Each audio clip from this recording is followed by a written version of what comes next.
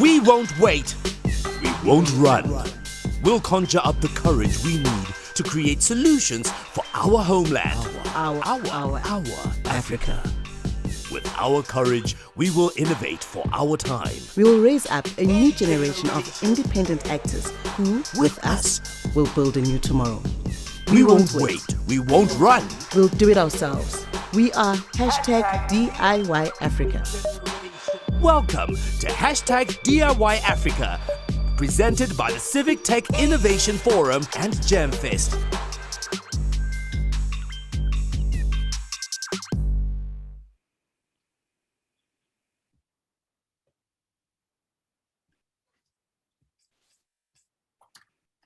Hello, and a warm welcome to Jamfest, co-hosted along with the Civic Tech Innovation Forum. Thank you for joining us from all across the continent and the rest of the world for this year's festival under the #DIY Africa theme. My name is Simonia Mashangwani. I work as a project coordinator for the Vets Justice Project at the Vets Center for Journalism, and I will be facilitating this panel discussion titled Growing Reader Revenue Models in African Newsrooms. The session is co-hosted by Jamlab and CTIN. We hope you will leave this knowledge-sharing discussion with a better understanding of considerations you need to take into account before setting up a paywall for your publication. So now that we have properly welcomed you, I want to cover a few housekeeping rules. If you can, please share and tweet today's conversation on social media using the #JamfestAfrica 2021 and #DIYAfrica. We really want this discussion to be interactive, so please use the Q&A function for any questions directed to our speaker, and for comments and queries, please use the chat function. And just so you are aware, the session is being recorded and will be publicly available on our various digital platforms in different formats. So joining me today is TinaShe Makwande. TinaShe is a subscriptions and e-commerce expert with experience in online business models and strategies from EdTech to media.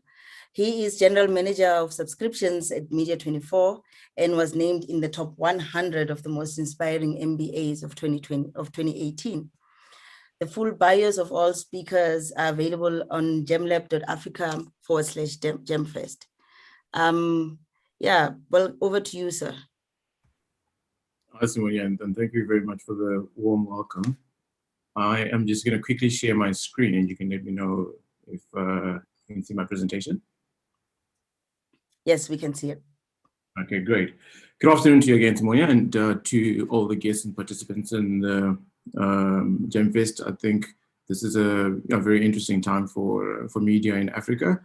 And so it's good to see initiatives like this one where we can all gather around and exchange ideas and, our learnings, ask each other questions and, try to figure out how to navigate this landscape of funding journalism on the continent.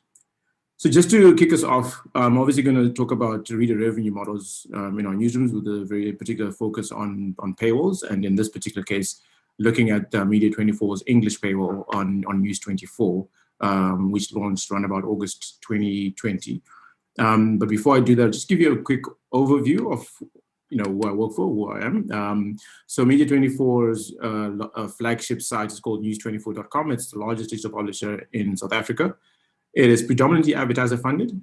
This is the model that we've been running with for as long as it's been around. It's been around since, I think, 1997, I want to say. It was started just a month before Google started, just a fun fact. 80% of the traffic is mobile, and a number of super users are on our app. I'll talk more about super users as we progress. There's a frequency of between 29 and 31, which means that our readers are constantly coming back onto our app. In fact, almost on a daily basis. And so what we try to do is to understand our super users, because that is where we know our revenue is sitting. But we also like to use the opportunity to offer a better product to our readers. One of the things that we did before we launched a paywall is to use registration as a form of getting to understand and getting to know our readers before we launched a paywall. What you're looking at right now, essentially, is what our launch plan was. Right, so in February of 2020, we started with an app registration exercise. And what this basically meant is that we were collecting email addresses from our readers. It was an optional exercise. So no one was forced to do it, but they were encouraged to do it. So we did this using things like features and incentivizing using newsletters but starting with our app platform. In May of the same year, we then moved the same strategy onto desktop and mobile web in order to bring those users on board. You may ask why the lag, and that was just purely a technical capacity issue. And then in August of that same year, we then launched our subscriptions. And the reason we did this is because we know that registered users have a higher likelihood of subscribing than non-registered users. So it was within our best interest to ensure that we started with a registration strategy that allowed us to essentially get a habit and get our readers start becoming accustomed to sort of familiar with exchanging or transacting with us. And in this case, it was merely an email address, and then obviously at a later date it would have been a rand amount. So in this presentation, we're going to quickly cover knowing our readers, and then we will look at our super users. We'll look at some key metrics that were very important for us as we were preparing for launch. We'll look at the flow, which essentially is the user flow. We'll look at some tracking, and we'll do and then we'll look at a little bit of troubleshooting, and I'll do a quick summary on some of the key points that we can take away. And if you have any questions, please feel free to drop them into the chat or to use the Q&A feature. You're welcome to ask questions throughout the presentation. So what you're seeing in front of you right now is what our strategy was as far as pricing was concerned. We knew that in order for us to ask for a certain amount, we needed to give something, and this was our value proposition essentially. And so our value proposition included first and foremost the premium content that we have on our sites, content from our magazines and newspapers and PDFs, newsletters that were exclusive to subscribers, the ability to read and write comments. Now, those of you that may be familiar with News24 will know that in the past, we had comments on our site, but after a few years of having them, and after having a lot of very unsavory characters and comments being left, we decided to shut it down. And so this essentially was a momentous occasion because it was us bringing back comments onto the site, but it meant that we had some heavy moderation happening, and we had some very good tech partners on board that allowed us to be able to maintain the environment that we wanted to maintain, and at the same time deliver comments to paying subscribers. And then text-to-speech articles, which is actually listen to article, and what this was is a custom voice that reads the that reads any article that a reader is on, any of our readers is on. So if you're a paying subscriber, you'd be able to open the app or and within the app or desktop or mobile web, desktop web, you would just press the play button and the article would be read to you. The voice was custom. In other words, we spent hours and hours in the studio with a voiceover artist, a local voiceover artist, to ensure that the local names are being pronounced correctly. For instance, when you try to use a custom, so when you try to use an off-the-shelf voice, it wouldn't be able to pronounce the name of President Ramaphosa correctly, and so that we found that to be problematic. And so we decided to customize it as much as possible, also in order to attract the kind of readership that we were trying to attract. We knew that it was important to pay attention to pronunciations because we have quite a number of official languages in the country, and so it was quite important for us to make sure that we observe all of them. The last feature that you see on there essentially allows subscribers to gift articles, about 5 articles per month, to their friends. So the friends who might not have a subscription, it allows them to pop in their email address, and then their friend receives an email with the name, with the article access to read it, despite them not being a subscriber. And this essentially formed our value proposition when we started, and we understood that, and hoped that this would be the items that would help us convert our readers who are not used to paying for content into readers that are actually paying for content. The main value proposition, as I said, was the premium content, and this was the suite that we brought in. News24 for subscribers was the name that we went out with, and in there included what as News24, or what our readers rather know as News24, content from the City Press and the Witness, which are very, very well-known publications in the country, and that have been around for many, many years. The Witness, for instance, I think has been around for over 175 years. And City Press is very well known in Gauteng, edited by Mondli Mkanya. and News24, obviously, the editor there is Adrian Basson, with a host of different magazines to choose from, as well as the features that I've shown you that essentially formed what our package was. So going in, we knew a few things, right? We were aware that our super users had a higher likelihood to subscribe. And by super users, this is essentially readers that had high usage capacity or high usage volume of our site, people that are reading consistently, and not just reading in terms of, they're reading a lot, but then they're reading a lot on a regular basis. And what we did to measure that is that we used a calculation called RFV. It's a very well-known one in the publishing sector, which stands for recency, frequency, volume. It's also used in FMCG, as I understand. I can't remember what it's called there. But what that allows us to measure is to see when was the last time that this reader was on the site. So that's the recency, the frequency, how many times are they returning to the site, and then the volume. When they do return, how much content are they reading? And we had our minimum caps set around RFV to determine whether someone was a super user or not. After we applied our caps and our attributes to that RFV score, we then determined who we thought or we felt our super users, because we knew that these people had a higher likelihood to subscribe. In other words, this essentially was, call it your loyal base, people that are, the lower hanging fruit as far as subscriptions are concerned. And we knew that to encourage us, we needed to start there because that's where we were going to get any yield. Over and above that, we also knew that the highest yield that we receive on our properties was on our app. And I think most publishers will probably see this. Usually your app audience is premium, and they also have high engagement simply because, they have the app on their phone, they're getting push notifications, but also the fact that they've downloaded it means that, they're yielding a lot as a result. We also had, we also knew that a 90% drop-off is experienced by publishers along the purchase journey. So whoever starts the journey doesn't necessarily complete it. Less than 10% of readers that start the purchase journey of subscribing don't reach the end. And we also know, as I indicated earlier, that registered users had a higher likelihood of subscribing. A very interesting, lesson that we picked up as well is that registered users, the newsletters were a key engagement driver for subscribers for publishers such as the New York Times, as well as the Guardian and the Telegraph. And so we ensured that we had a whole suite of newsletters that allowed us to deliver value to our readers. And we also knew that freemium paywalls took, on average, a lot less time to convert compared to metered paywalls. That's, obviously a topic in its own. We opted for a freemium paywall, which meant that we had some content that was free and some content that is paid for.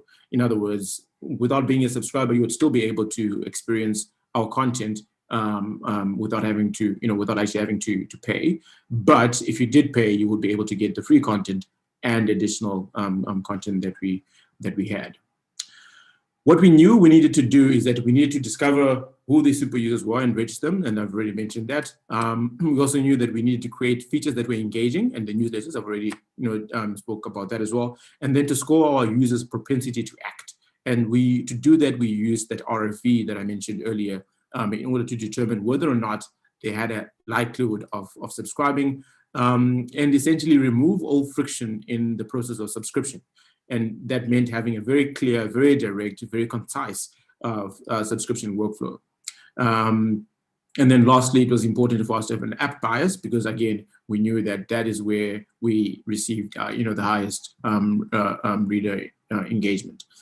And so in order to know our readers, we embarked on some research. I'm not going to go through everything on this slide, but we picked up a number of different things in terms of understanding our audiences, from knowing that we had to work on behaviors, we had to understand the different segments that came from the ROV scores that we had, to also knowing that our super users are essentially live on the app, and also knowing that our base were not particularly strangers or new to subscriptions.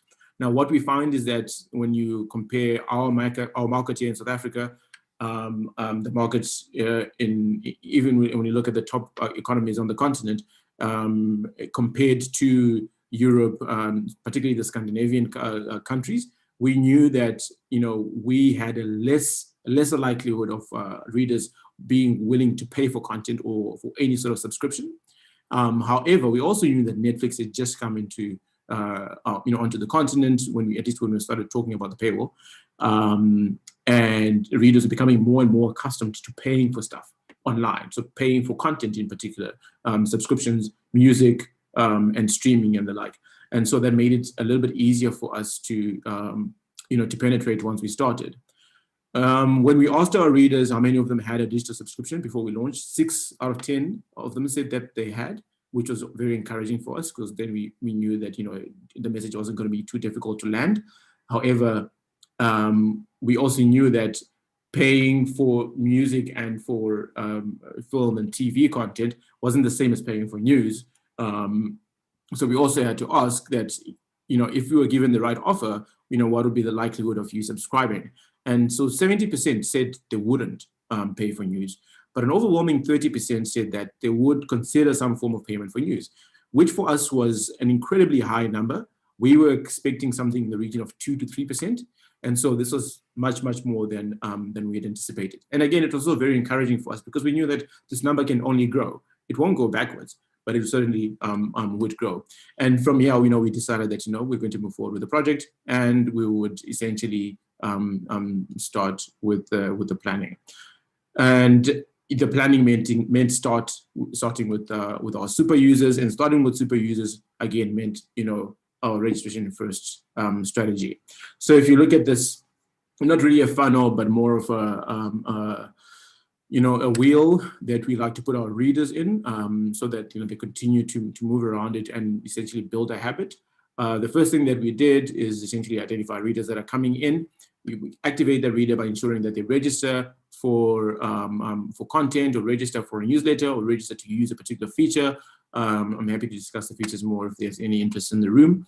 And additionally, we started to engage these readers. So a very important part of the journey was engaging the readers and ensuring that they formed part of, or that engagement formed part of, the onboarding process as well as the retention process. Because if they're not engaged, then they'll fall off. However, if they are engaged, then they'll remain. They'll enjoy the content, they'll read the content, and then they'll have a higher likelihood of actually subscribing. And also very importantly was that we actually showed them the offer. Because if we didn't show them the offer, then it was unlikely that they would subscribe. But if they had seen the offer, then we know that awareness and that consideration would have been there. So for registration, this is what we asked for: only an email address, and in exchange for that, we gave them newsletters. We added some weather features that we felt were premium, some traffic features, as well as the ability to save an article to read later, bookmark an article and read later. And then just looking at the metrics, then we started looking at who's using the dash, who's using which features and why, and what is the breakdown of our users on the different platforms. And as you can see in front of you. So before we launched, I think we were very close to 1 million registered readers, which again was also quite encouraging for us. We knew, of course, that not all of them were going to become subscribers.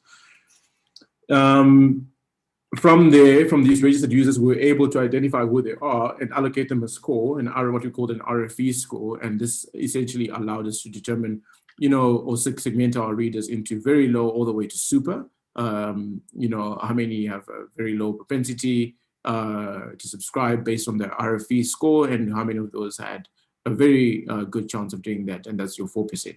Again, for us, this 4% number was quite high, as we were only expecting 2%, because we knew from our earlier research that only 2% of your readers, have a chance or likelihood to subscribe, particularly when you're looking at the kind of model that we have, which is a freemium model.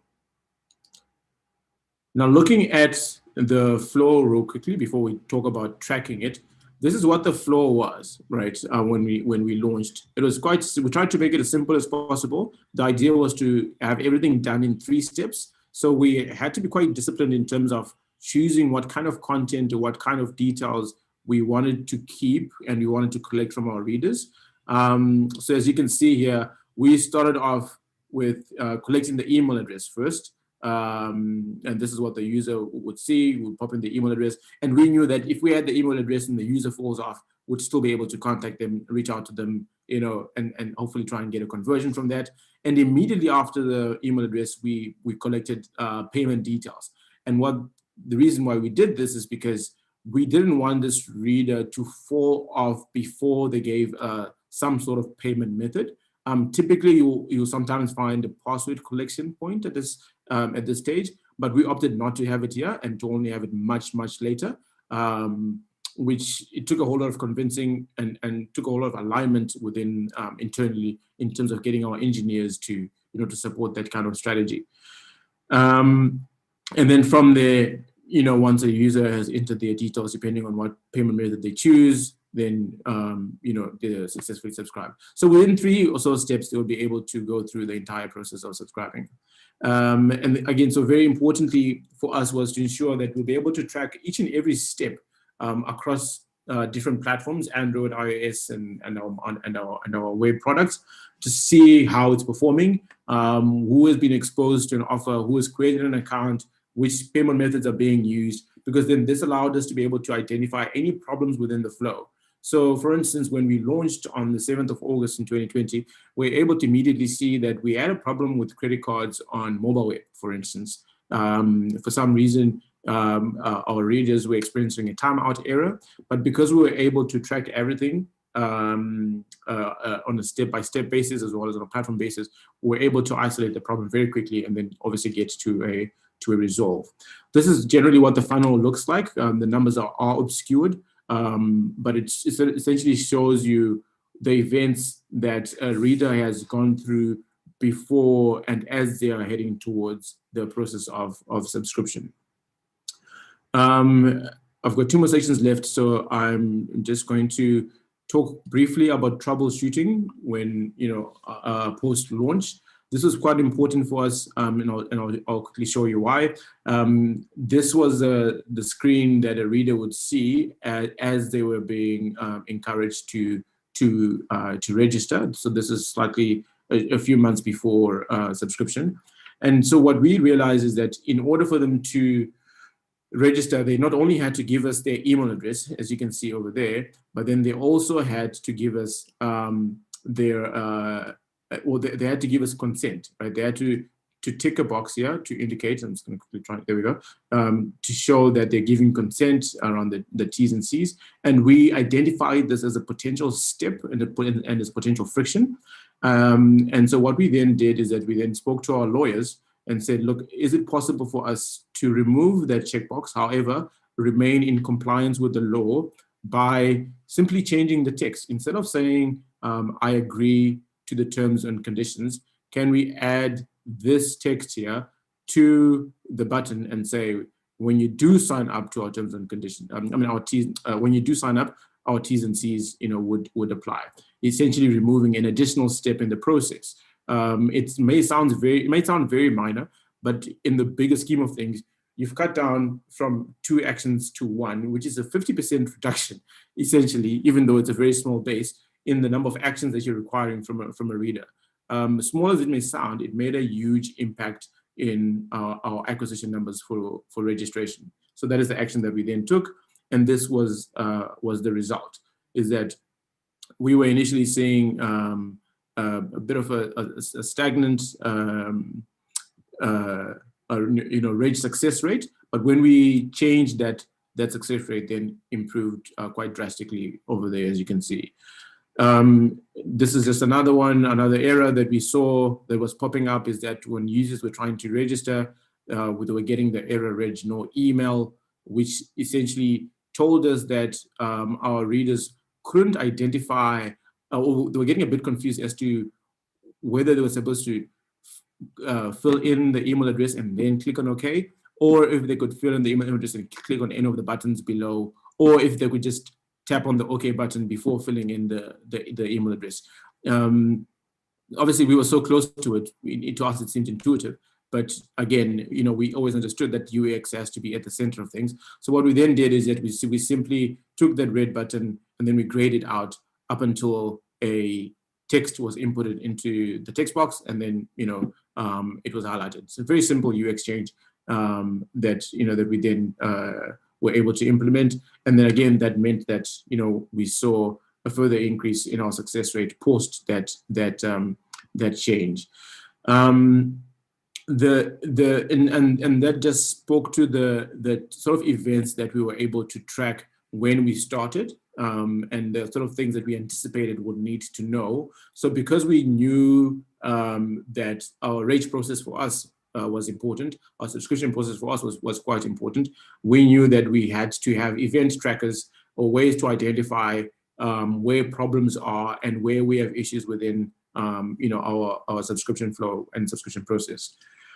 The last item I want to show you this is the one that I spoke about earlier, which was a gateway processing error that our mobile web users faced when they were trying to make payments. We were essentially then able to resolve this by telling our readers that they just simply needed to enable cookies in order to continue, instead of showing them this error, which doesn't make sense to any reader or to anyone at all.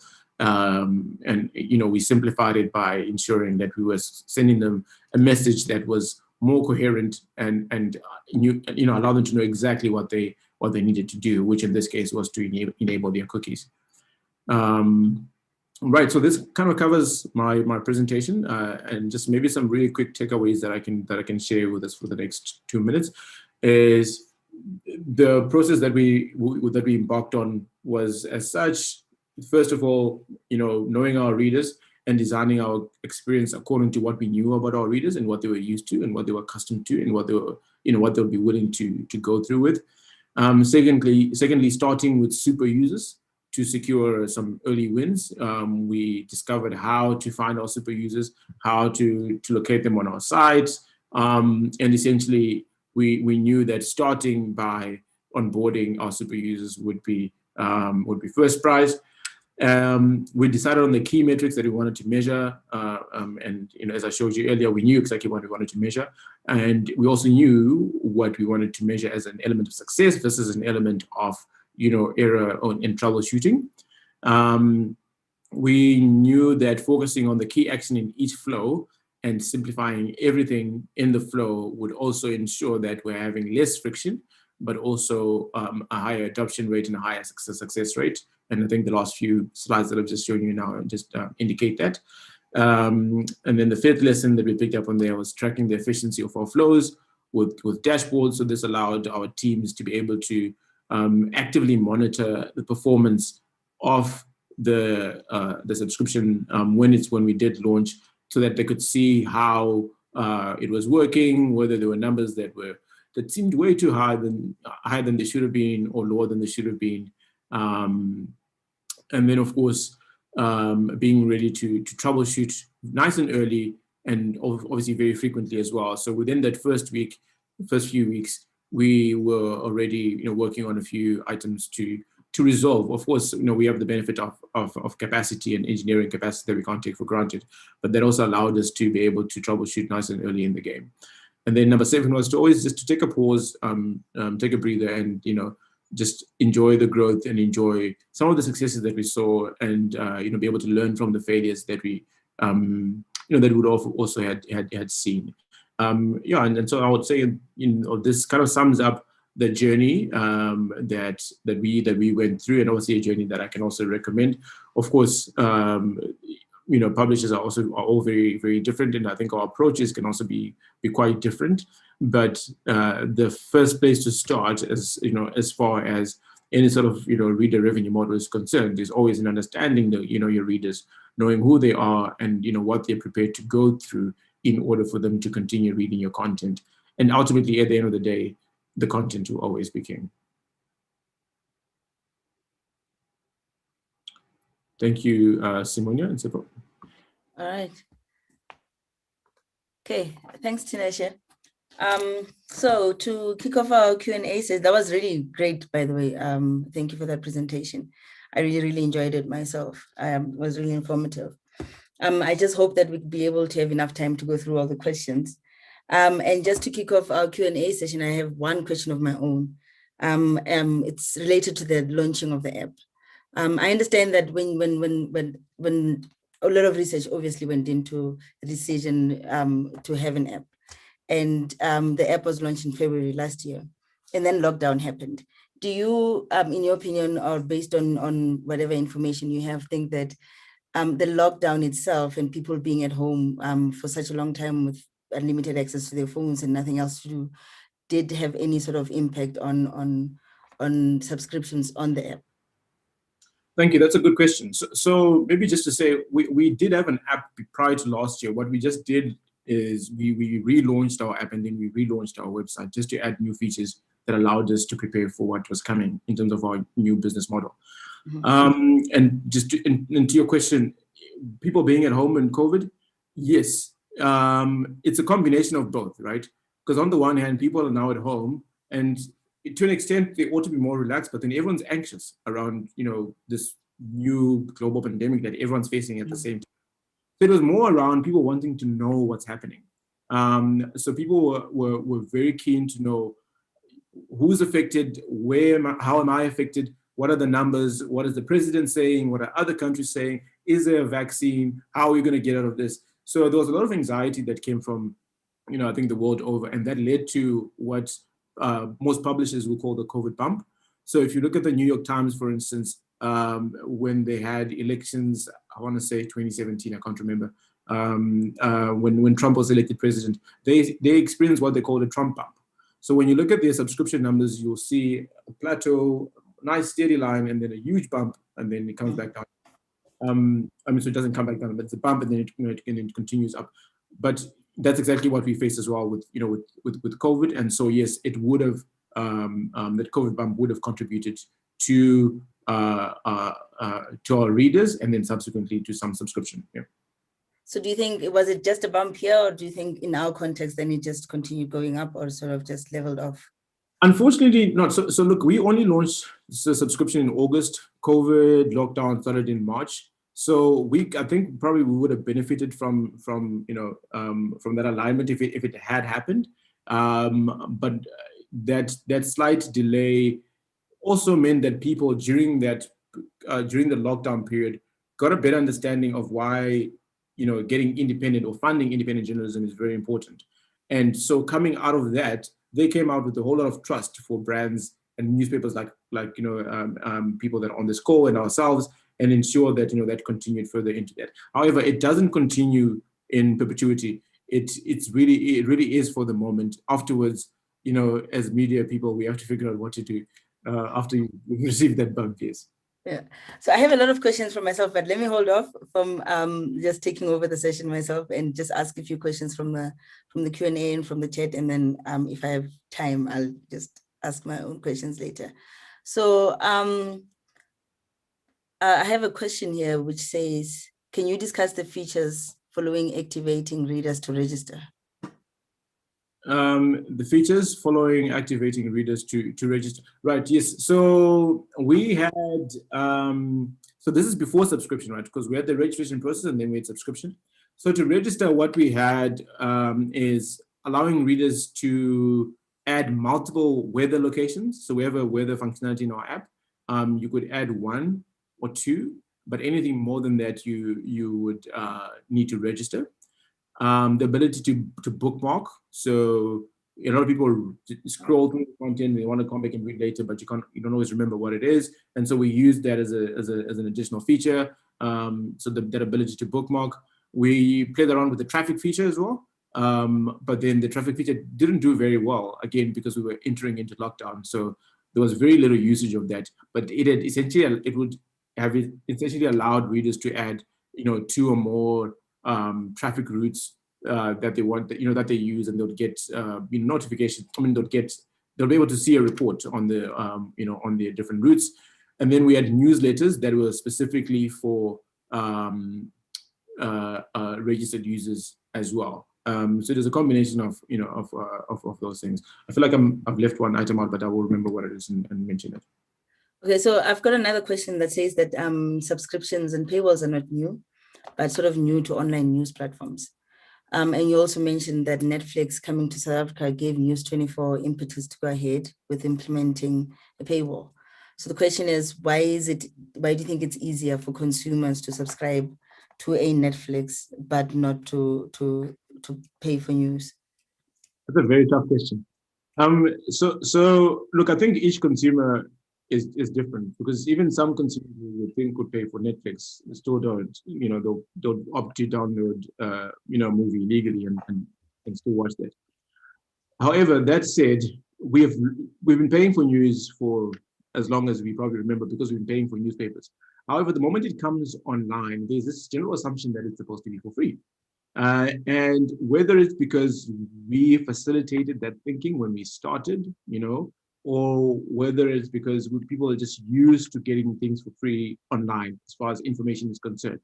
So I think there's an assumption in the minds of most people that, firstly, news should be for free, number one, and number two, there's also a misconception as to the cost of producing news. So I don't think there's a clear understanding, at least publicly, around what the cost is that goes into producing good quality journalism. And so I think that misalignment then causes people to have reservations as to why should I pay to read about a traffic accident or about corruption when I can find it for free elsewhere, or when I didn't have to pay yesterday. You know what I mean? It becomes very difficult for them to actually see what goes into producing that article versus when they're watching or listening to music or watching a movie, where you can see the production value, you can see you can see the physical attributes that went into producing that film. Whereas in journalism, I think it's slightly different. The quality is abstract, it's not physical, but it's there and it's abstract. So I think in identifying that makes it more difficult for the reader to to determine that this is something that I ought to be paying for as well, because I'm receiving it in such high quality. Do you think then that because with newspapers, with physical newspapers, you can decide if I've got 10 rands in my pocket, I can buy it. But now with a subscription, it's something that I have to pay for on a regular basis. And do you think that maybe influences the decision? And do you think that maybe introducing, I know some have it where you can just pay for daily access or access to a particular article. Do you think those would assist somehow in as an alternative to a full-on subscription model? So that's a good question, Simonia. It sounds intuitive that something like that should and would, but it actually doesn't as much as we thought it would. So we discovered that giving like a day access actually wasn't going to lift the needle that much. Actually better off offering a longer term contract, like a 12-month contract, for instance, or a 24-month contract, as opposed to going shorter. I do think the one thing that you mentioned though that is key is that people are used to giving money in exchange for something, and they're seeing it in their hand and they're feeling it and they're touching it. And so I think we've gone past that quite significantly so, but I think there's still a lot of room for us to navigate past that. I mean, it's like buying something off of an e-commerce store. Because you're not touching it and feeling it, you're a little bit anxious as to whether or not you should go ahead with it, but you're buying the exact same thing. And so I think that's where the key differences are, in that we're used to reading this in hard paper, whereas now it's it's on digital, and you actually can't touch it or feel it. Sorry, I was on mute. I've got another question that says, as a small newsroom, how can we show our readers that production value to encourage users to pay or subscribe? Like, how do you show them that production value? So look, that's a question that we are actually battling with right now. So one of our research uncovered that we don't talk about ourselves as much as we ought to, because I'm sure there's journalists on the call, and journalists don't like talking about themselves.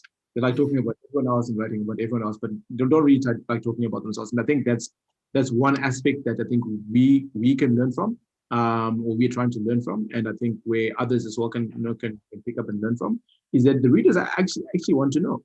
They want to know. And I think the New York Times is very good at doing this. They want to know what has gone into ensuring that you're delivering the news. What has gone into delivering a hard-hitting story, if it's an investigation on corruption, for instance. They want to know all of that, and if you don't offer it to them, they will actually never know. But the story also ought to be told well. There are other models to consider that are a little bit heavier in terms of the PR aspect of how we got to this story. And The Guardian is one of them. So it may be worth looking at The Guardian's website and in terms of how they sell their subscription as compared to how someone like the Economist, for instance, sells their subscription. Awesome. So we have a question from Wova. It says, how do you leverage the internet for enhancing your strategy? Well, you see, our entire product is online based. So I'd say 80 to 90%, probably more, 95% of our activity is online, and that includes all our marketing activity. So if you saw earlier, there were events that we track, right? So we are able to track different kind of events, and we're also able to see or at least know where our readers are spending their time on our site. And so then we just double down on that. If our readers enjoy reading topics on law, then we ensure that we double down on law because that's where the value is for our readers, and we give that to them, right? So understanding your metrics, understanding your analytics, understanding what your readers want and giving that back to them is essentially what will help you. Because if you're not if you don't have a paywall model right now, you are still actually charging readers, right? And the way you're doing that is by using their time. If someone commits their time to come and read your site, that's what they're paying. They're paying using their time. That's their commitment to you. And you can use that as an indicator to say, okay, well, this person has spent a minute, 2 minutes, 30 seconds on this particular page. Why are they doing that? Is the page that much, that valuable to them? And then you use that as essentially as a metric to determine, where you should be allocating your resources and how you should be distributing your resources within, your small team. Right. There's I have a bit of another, I don't know if it's so in the beginning you mentioned that News24 is predominantly advertiser funded, right? So like if I've got a publication that's predominantly advertiser funded, then why the move then to subscription model? So advertising in itself is not enough. And I think that's why we're all on this call today, right? Because we know that advertising in itself is not enough to cover the cost of journalism. Yes, it does contribute. Yes, it is, and like I said earlier, it's more significant, but it's not enough to cover the cost that we need to cover as far as any journalism is concerned. Publishers can only get so much. With the likes of Google and Facebook and other players in the market, it's increasingly difficult to get any advertising revenue online. It's very different to what we had in print, right? And so when you have international players that play in our pool and essentially are able to generate a yield that's better than most of the local companies, we then have to revisit the strategy and say, we are getting advertising revenue, but how else do we supplement this? How else can we ensure that we can be sustainable and we can continue to offer our readers journalism that they become accustomed to? So it's not a matter of one or the other. It's like walking into a supermarket. You're going to find a whole mix of products, and that's essentially what we're trying to do. Right. I have a question that says, what is the revenue model mix for News24 outside of advertising and subscription? So look, advertising is predominantly is our key driver. I obviously can't share the numbers of the percentages or anything of the sort, but that would form the major part of our revenue. Outside of that, it's what we're getting from subscription. But right. Right. So interesting one here. There's a large digital divide in South Africa and many other countries on the continent. Can micropayments for online publications, I'm assuming, work? Because it just kind of ends there. You see, I don't think we've experimented with that on the continent. The only research that I'm aware of has been international, so in the US and in the UK. But because those are not micropayment markets, it wouldn't have worked. It may work. Personally, I don't think it would, because the challenge that you face with micropayments, right, is that you're not getting repeat business. The challenge with subscriptions, or rather the yield in subscriptions, is in ensuring that you can get repeat business for as long as possible. And so you want to build a habit, and you want to get your readers coming back for more, because they're getting the best content and quality content all the time that is relevant to, to their needs. And then once you get that, you're then able to say to them, okay, well, this is what you're getting, and this is the value, or this is the price of what you're receiving, and we know that you're coming back for it. It's in the where you actually get your yield, not in just that single once-off payment. So whether you use micropayment platforms as a mechanism, as a pay get, then that's different, because then you can still be guaranteed that recurring revenue, because it's about the recurrence. But if you're using it as a once-off, that's why to your earlier question, Simonia, around a day pass, for instance, the cost versus yield on that is not as great as as you think it would be. All right. I've got a couple more questions. So it says, what is the maximum number of articles that are covered in the premium content? Is this daily or monthly? I'm not sure I fully understand the question. I'm going to assume, I don't know if the person can ask it again, but I'm going to assume that they're asking how much of the content is paid for versus free. It sounds like that's what they might be asking. Yes, that's what they say. So what I can say is that most of the content is free, right? So yeah, most of the content is free. Only a small fraction of the content is paid for. And the reason for this is that when we started, we were always a free business startup. So it was very important for us to ensure that we can continue doing that. On one hand, on the other hand, it's also important for us that we continue generating the same sort of advertising revenue that we've been generating, right? So if we made everything paid for, then it means that we shut off two things. One, our readers can't read, and two, our advertisers can't advertise, right? Because everything is now paid for. So that was very, very important. And so it's limited to a small fraction. However, what we then do is that we ensure that that fraction that is locked is of a quality that's high enough for a reader to be able to pay for. For instance, you'll find that our breaking and our fast news, and I think one of the speakers in board, I believe, may have spoken about this as well. Our breaking and our fast news would generally be free, but anything that is in depth and long and investigative would be behind the paywall. All right. Yeah, I've got another question. What is a freemium model and how does it work? I would have loved to talk about models today, and because then I think that's an entire topic in itself. But essentially, when you have your paywall, there are a number of different models that you can choose, and I'll start with one. So you can have what's known as a hard paywall, and an example of this is something like I want to say when you attempt or when you try to read an article, you actually cannot, regardless of the nature of the article, whether it's breaking, fast, slow, etc. Simply because for accessing anything, you have to pay. So that's what your hard paywall is, and that is it's a very strict stance. One of our sister paywalls has that, Network Fun and Twitter. It has a hard paywall. Another paywall that you can also have is a metered paywall, which essentially is you can read X amount of articles before you have to pay. And I think the New York Times, if I'm not mistaken, does that, as well as the Telegraph, if I'm not mistaken. So it'll allow you to read 3, 6, 9 pieces of content before you are forced to subscribe or are made to subscribe. So if 3 pieces of content are enough for you every month, then you will never need to subscribe. So essentially they're playing it's a volumes game, right? Are you actually, so loyal that you need to read this on a regular basis? And then it gets to that. And then you get a free model, essentially that there is no paywall at all. Everything you read is free. And then your freemium model is sitting between the free and the hard, which is that some content is free and some content is paid for. So that's essentially what a freemium model is.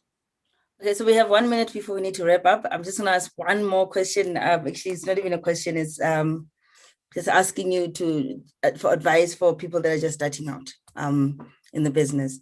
So, I mean, obviously, one needs to build up a reputation and content over time before going the subscription or paywall route, right? So what advice then would you give to people that are still in those stages of their business? Or how do you then build up to that stage where your reputation is built up? In the interim, then how do you ensure that you can run a sustainable business?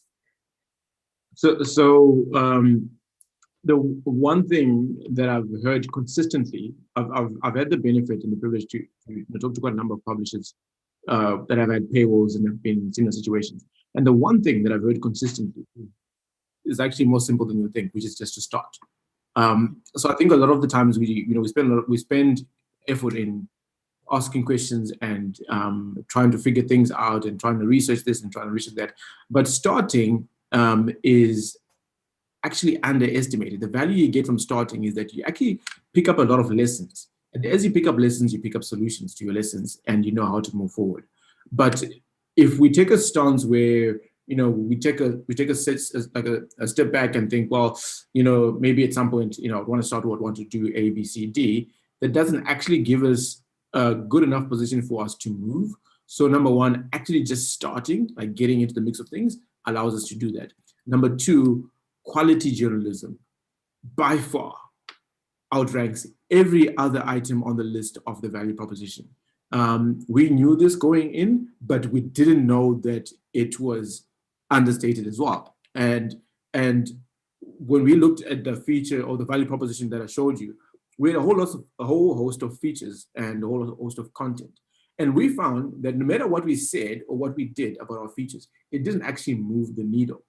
But the moment we spoke about our content and the value of our content and the type and nature of our content, people started to pay attention and that started to move. So investing in quality journalism, in quality people, quality reporters and journalists, by far, I think is a key driver in all of that. All right, so that brings us to the end. We don't really have much time left. Do you have closing remarks for everybody before we close off the session? No, not at all. Just thank you to everyone on the call for affording me their time and for listening. I have put my email address on the slide, so you're welcome to get in touch if you have any other questions. But just I think very simple note from me to everyone who is thinking of doing this or a similar projects is just to start. All right. Yeah. So thank you so much. This has been really great. And the video will be available on platforms, so I'm sure people can still be able to go back into it, and because this has been really informative. So thank you so much, TinaShe. Thank you so much. I appreciate it. Thanks to everyone. Bye.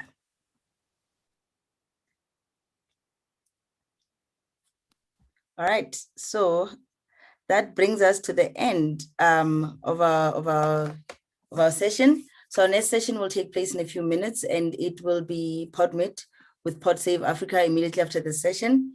And thereafter, please don't forget to join us later at 5 p.m. Central African time for the second evening of the exhibition hangout. Visit our website for more details. And ladies and gentlemen, that's it from my side.